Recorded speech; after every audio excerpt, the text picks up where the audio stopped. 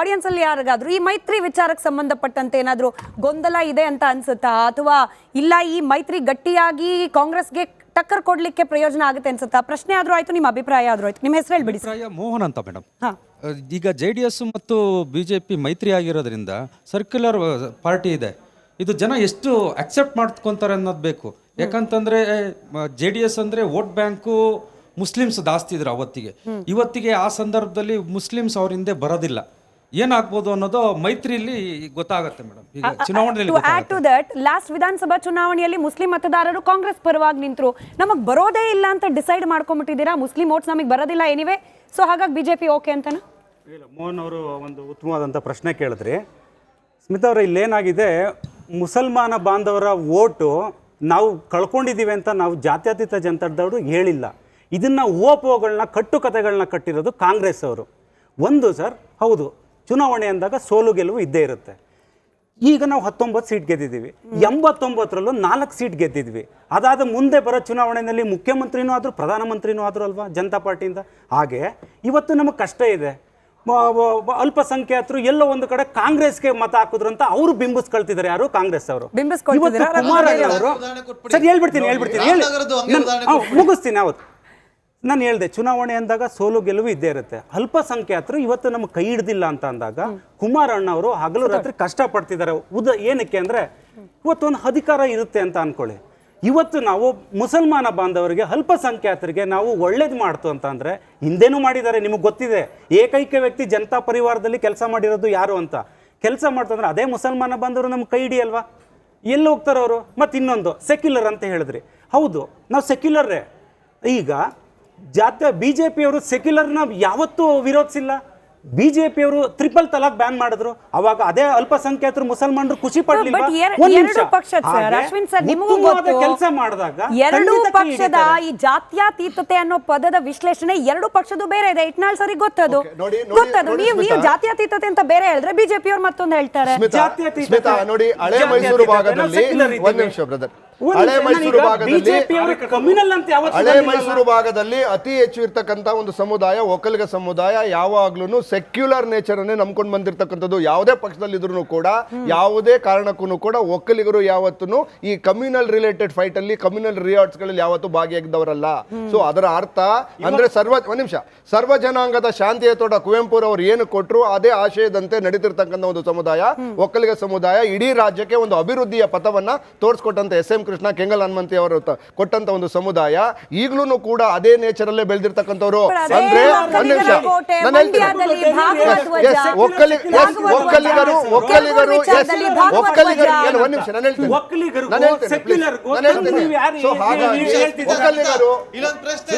ಒಕ್ಕಲಿಗರು ಒಂದ್ ನಿಮಿಷ, ನಾನು ಮಧ್ಯದಲ್ಲಿ ಒಕ್ಕಲಿಗರು ಯಾವಾಗ್ಲೂ ಈ ಧರ್ಮಾಧಾರಿತ, ಭಾಷೆಯಾಧಾರಿತ ಜಗಳಗಳಲ್ಲಿ ಯಾವತ್ತೂ ಸೇರಿದವರಲ್ಲ. ಈ ಚುನಾವಣೆಯಲ್ಲಿ ಹೇಗೆ ಅವರು JDS ಜೊತೆ ಮೈತ್ರಿ ಆದ ನಂತರ ಅವರಿಗೆ ಒಂದು ರೀತಿಯ ಅಸಮಾಧಾನ ಇದೆ, ಒಕ್ಕಲಿಗರಿಗೆ ಏನು ಅಂತ ಹೇಳಿದ್ರೆ ಒಕ್ಕಲಿಗ ಸಮುದಾಯವನ್ನ ಪ್ಲಾಟ್ ಮಾಡುವಂತ, ಒಕ್ಕಲಿಗ ಸಮುದಾಯಕ್ಕೆ ಕೆಟ್ಟ ಹೆಸರು ತರುವಂತ ಕುರಿಗೌಡ, ನಂಜೇಗೌಡ ಪ್ರಯತ್ನವನ್ನ ಮಾಡಿದಂತ BJP ಒಕ್ಕಲಿಗ ಸಮುದಾಯ ತೀರ್ಮಾನ ಮಾಡಿದೆ. ಈ ರೀತಿ ಮುಂದಿನ ಲೋಕಸಭಾ ಚುನಾವಣೆಯಲ್ಲಿ ಸೆಕ್ಯುಲರ್ ನೇಚರ್ ಅನ್ನ ನಾವೇನು ಮಾಡ್ಕೊಂಡಿದ್ದೀವಿ, ಸಾವಿರಾರು ವರ್ಷಗಳಿಂದ ನಾವೇನು ನಾವು ಬದುಕ ಬಂದಿದ್ದೀವಿ, ಆ ಬದುಕಿನ ರೀತಿಯಲ್ಲಿ ಬದುಕೋಣ ಅಂತ ಹೇಳಿ ಒಕ್ಕಲಿಗರು ಕಾಂಗ್ರೆಸ್ ಒಂದು ಸಮುದಾಯ ಮಾತ್ರ, ಒಕ್ಕಲಿಗ ಸಮುದಾಯ ಮಾತ್ರ, ಬೇರೆ ಜಾತಿಗಳೆಲ್ಲ ಏನು ತುಂಬಾ ಪ್ರಭುತ್ವರಾಗಿದ್ದಾರೆ ಅಂತ ನಿಜ. ಹೆಸರು ಹೇಳ್ಬಿಟ್ಟು ಮಾತಾಡಿ. ವಿಜಯ್ ಕುಮಾರ್ ಅಂತ ಮತದಾರರು ತುಂಬಾ ಪ್ರಭುತ್ವರಾಗಿದ್ದಾರೆ ಅಂತ ರಘು ಹೇಳಿದ್ರು. ನಿಜ, ಮತದಾರರು ತುಂಬಾ ಪ್ರಭುತ್ವರಾಗಿದ್ದಾರೆ. ಯಾಕೆಂದ್ರೆ ನೀವು ಬಂದಾಗಿಂದ ಇವತ್ತಿನವರೆಗೂ ಸಮುದಾಯವನ್ನ ಹಾಗೂ ಸಮುದಾಯದ ಒಳಗಡೆ ಇರುವಂತ ನೆಮ್ಮದಿಯನ್ನ ಎಷ್ಟು ಮಟ್ಟಿಗೆ ಕದಡ್ತಾ ಇದ್ದಾರೆ ಅನ್ನೋದಕ್ಕೆ ಈಗ ಮೊನ್ನೆ ಒಂದು ವಿದ್ಯಾಸಂಸ್ಥೆಯನ್ನು ತಗೊಂಡ್ರಿ. ಮತ್ತೆ ಇನ್ನೇ ಒಂದು ರಾಜಕಾರಣಿಗಳನ್ನಂತೂ ಕವಿಗಳನ್ನು ಬಿಡ್ಲಿಲ್ಲ. ಎಲ್ಲಾ ಕ್ಷೇತ್ರಗಳಲ್ಲೂ ನಿಮ್ಮ ಅಸಹ್ಯವಾದಂತ ರಾಜಕಾರಣವನ್ನ ಬಿತ್ತಿ ಜಂಪ್ ಆಗ್ಬಿಟ್ರಿ ಸರ್. ಅಲ್ಲಿ ಬರ್ತೀವಿ, ವಿಸ್ತೃತವಾಗಿ ಚರ್ಚೆ ಆಗಬೇಕು. ಆ ಟಾಪಿಕ್ ಕೂಡ ಇದೆ. ಬರ್ತೀನಿ. ಒಂದ್ ನಿಮಿಷ, ಅಲ್ಲೊಂದು ಪ್ರಶ್ನೆ ಇದೆ. ಒಂದ್ ನಿಮಿಷ ಮೇಡಮ್, ಹೇಳಿ ನಿಮ್ಮ ಹೆಸರು ಹೇಳಿ ಮೊದಲಿಗೆ.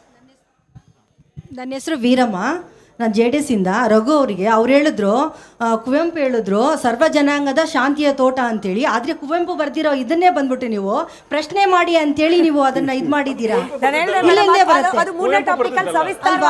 ಆಮೇಲೆ ಇನ್ನೊಂದು ಮೈತ್ರಿ ಬಗ್ಗೆ ಕೇಳಿದ್ರು ಅವರು. ಮೈತ್ರಿ ನಾವು ಮಾಡ್ಕೊಂಡಿರೋದು ಖಂಡಿತವಾಗ್ಲೂ ಲಾಸ್ಟ್ ಟೈಮ್ ನಾವು ಬಂದ್ಬಿಟ್ಟು 34 ಗೆದ್ದಿದ್ವಿ, ಆದರೆ ಬಂದ್ಬಿಟ್ಟು ನಾವು ಹೋಗಿ ಅವ್ರ ಕೈ ಹಿಡಿಲಿಲ್ಲ. DKಶಿ ಅವರೇ ಬಂದು ನಮಗೆ ಕೈ ಹಿಡಿದು ಕರ್ಕೊಂಡೋಗಿ ನೀವೇ, ನಾವು 34 ಗೆದ್ದಿದ್ರು ನೀವೇ CM ಆಗಿ ಅಂತೇಳಿ ಅವರೇ ಮಾಡಿರೋದು, ನಾವೇನು ಹೋಗಿಲ್ಲ. ಅವ್ರು ಹೇಳಿದ್ರು ನಾವೇ ಹೋಗ್ತಾ ಇದೀವಿ ಅಂತ, ನಾವು ಬರ್ತಾ ಇಲ್ಲ. ಕಾಂಗ್ರೆಸ್ ಅವರೇ ಬಂದು ನಮ್ಮನ್ನ ಕೈ ಹಿಡಿದು ಚೆನ್ನಾಗಿ ಇಟ್ಕೊಳ್ಳಿಲ್ಲ, ಬಿಜೆಪಿ ಜೊತೆ ಹೋದ್ವಿ ಅಂತ. ಬೇಗ ಮುಗಿಸ್ಕೊಡ್ತೀರಾ? ಇಲ್ಲ, ವೀರಮ್ಮ ಅವ್ರು correct ಆಗಿ ಹೇಳಿದ್ರು. ಅವ್ರು ವೀರಮ್ಮ ಅವ್ರು ಹೇಳಿದ್ರು, ಹೌದು 2018ರಲ್ಲಿ ಒಂದು ಮೈತ್ರಿ ಮಾಡ್ಕೊಂಡ್ವಿ ಕಾಂಗ್ರೆಸ್ ಅವ್ರ ಜೊತೆ, ಎಲ್ಲ ಅನೋನ್ಯವಾಗಿತ್ತು.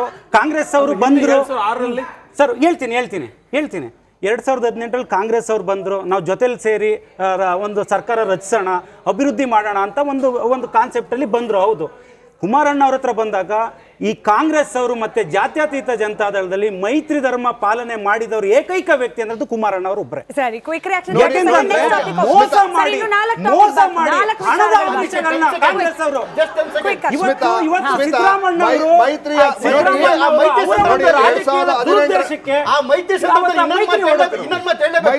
ಸನ್ಮಾನ್ಯ ದೇವೇಗೌಡರು ಮೊನ್ನೆ ಕೂಡ ಹೇಳಿದ್ರು, ಎಂತ ದಲಿತ ವಿರೋಧಿ ಕಾಂಗ್ರೆಸ್ ಅಂತ ಹೇಳಿದ್ರೆ ಮೈತ್ರಿ ಸಂದರ್ಭದಲ್ಲಿ ಜನತಾದಳವೇ ಹೇಳಿತ್ತು ಮಲ್ಲಿಕಾರ್ಜುನ್ ಖರ್ಗೆ ಅವರು ಮುಖ್ಯಮಂತ್ರಿ ಆಗಲಿ ಅಂತ ಹೇಳಿ.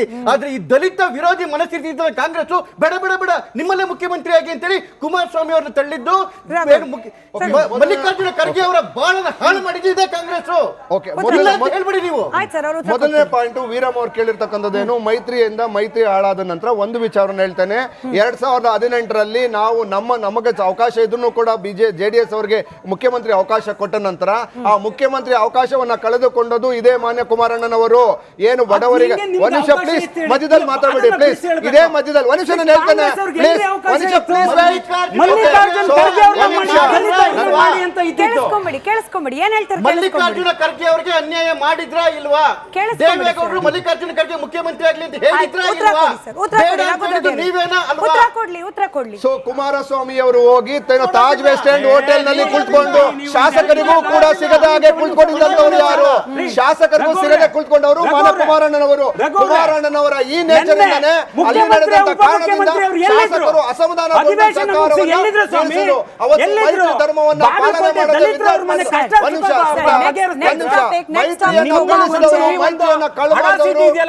ಮಾಡಲು ಮೈತ್ರಿಯ ಧರ್ಮವನ್ನ ಪಾಲನೆ ಮಾಡಿದ್ರು ಕುಮಾರಣ್ಣನವರು.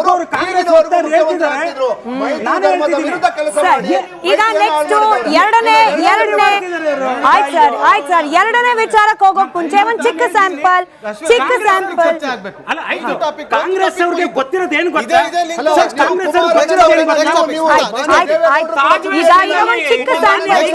ಅಶ್ವಿನ್ ಅವರೇ, ರಘು ಅವರೇ, ವೆಸ್ಟ್ ಎಂಡ್ ಹೋಟೆಲ್ ಬಿಟ್ಬಿಟ್ಟು ಬಂದ್ಬಿಡಿ. ಅವ್ರ ರೂಮ್ ಖಾಲಿ ಮಾಡಾಗಿದೆ, ಬಂದ್ಬಿಡಿ. ಮತ್ತೆ 5 ವರ್ಷ ಹಿಂದೆ ಹೋಗೋದು ಬೇಡ. 5 ವರ್ಷ ಹಿಂದೆ ಹೋಗೋದು ಬೇಡ. ಇಲ್ಲ, ಮುಂದಿನ ಚಿಕ್ಕ ಸ್ಯಾಂಪಲ್. ರಘು ಅವರೇ, ಅಶ್ವಿನ್ ಅವರೇ, ರಘು ಅವರೇ, ಮತದಾರರಿದ್ದಾರೆ, ಅವರ ತೀರ್ಪು ಕೊಡ್ಲಿ.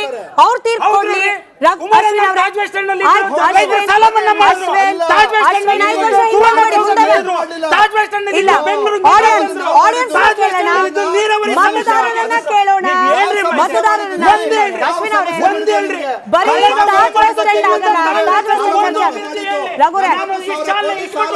ಆಯ್ತು ರಘುವರ್, ಆಯ್ತು ಅಶ್ವಿನ್ ಅವರೇ. ನೋಡಿ ಅಶ್ವಿನ್ ಅವರೇ, ಅಭಿವೃದ್ಧಿ ವಿಚಾರಕ್ಕೆ ಮಾತಾಡಿದಂತೆ 5 ಟಾಪಿಕ್ ಬಹಳ ಮುಖ್ಯವಾಗಿರೋದು. ಹೇಳ್ತೀನಿ, ಮೈತ್ರಿ ವರ್ಕೌಟ್ ಆಗಲ್ಲ ಅನ್ನೋರ್ ಕೈ ಎತ್ತಿ. ಆಗಲ್ಲ, ಉತ್ತರಕ್ಕೆ ಬರ್ತೀನಿ ಸರ್. ಜಸ್ಟ್ ಇದು ರಿಯಾಕ್ಷನ್. ಆಗಲ್ಲ ಅನ್ನೋರ್ ಕೈ ಎತ್ತಿ. ಇದು ಉತ್ತರ. ಇನ್ನು ಮುಂದಿನ ಟಾಪಿಕ್ ನಾವು ಹೋಗ್ತಾ ಇರೋದು ಗ್ಯಾರಂಟಿ ತೆರಿಗೆ ಕದನ. Sir, we have a lot to discuss. ಮತ್ತೆ 5 ವರ್ಷದ ಹಿಂದೆ ಹೋಗೋದು ಬೇಡ. 10 ಸೆಕೆಂಡ್ ಅಷ್ಟೇ, ಮತ್ತೆ ಕೌಂಟರ್ ಇಲ್ಲ. 10 ಸೆಕೆಂಡ್. ಒಂದು ನಿಮಿಷ. ಮಾನ್ಯ ದೇವೇಗೌಡರವರು ಒಂದು ಬೆಂಕಿ ಹಚ್ಚುವ ಕೆಲಸವನ್ನು ಮಾಡಿದ್ದಾರೆ. ಮಾನ್ಯ ದೇವೇಗೌಡರು ಒಂದು ಬೆಂಕಿ ಹಚ್ಚುವ ಕೆಲಸವನ್ನು ಮಾಡಿದ್ದಾರೆ. ಮಾನ್ಯ ಖರ್ಗೆ ಅವರನ್ನ ಮುಖ್ಯಮಂತ್ರಿ ಮಾಡ್ತೀವಿ ಹೇಳಿದ್ರೆ ಆಗಿದ್ರೆ ನೀವು ಯಾಕೆ ಅಂದೇನೆ ಓಪನ್ ಆಗಿ ಗ್ಯಾರಂಟಿ ತೆರಿಗೆ ಕದನ. ನಿಮ್ಮ ಸರ್ಕಾರದಲ್ಲಿ ದಲಿತರಿಗೆ 5 ವರ್ಷ ಹಿಂದೆ ದಲಿತರಿಗೆ ಹೋಗೋದು ಬೇಡ, ಯಾಕೆ ಉಪಮುಖ್ಯಮಂತ್ರಿ 5 ವರ್ಷ ಕೊಡ್ಲಿಲ್ಲ? ಹಿಂದೆ ಹೋಗೋದು ಬೇಡ, ದಲಿತರಿಗೆ ಗ್ಯಾರಂಟಿ ವಿಚಾರ, ಗ್ಯಾರಂಟಿ ವಿಚಾರ. ಕೇವಲ ಇಟ್ನಾಳ್ ಸರ್, ಲಾಭಕ್ಕೋಸ್ಕರ ಇಟ್ನಾಳ್ ಸರ್, ಅಶ್ವಿನ್ ಅವರೇ, ಅಶ್ವಿನ್ ಅವರೇ, Next topic ಹೋಗೋಣ. ಅಶ್ವಿನ್ ಅವರೇ, please. ಪ್ರಧಾನಮಂತ್ರಿ ಆಗ್ತಾರೆ ಅಂತ ಅಶ್ವಿನ್, next topic ಹೋಗೋಣ. ಅಶ್ವಿನ್ ಅವರೇ, ಕಾಂಗ್ರೆಸ್ 5 ವರ್ಷ ಹಿಂದೆ ಅಲ್ಲ, ಮುಂದಿನ ಮಾತಾಡೋಣ. ಸಮಯ ವ್ಯರ್ಥ ಮಾಡೋದು ಬೇಡ, ಯಾರು ಆಗ್ಲಿ ಅಂತ ಹೇಳಿಲ್ಲ, ಇಲ್ಲೇ ಸಮಯ ವ್ಯರ್ಥ ಮಾಡೋದು ಬೇಡ. ಕಾಂಗ್ರೆಸ್ ಇಟ್ನಾಳ್ ಸರ್, ಎಂತ ದಲಿತ ವಿರೋಧಿಗಳು ಅಂತ. ಇಟ್ನಾಳ್ ಸರ್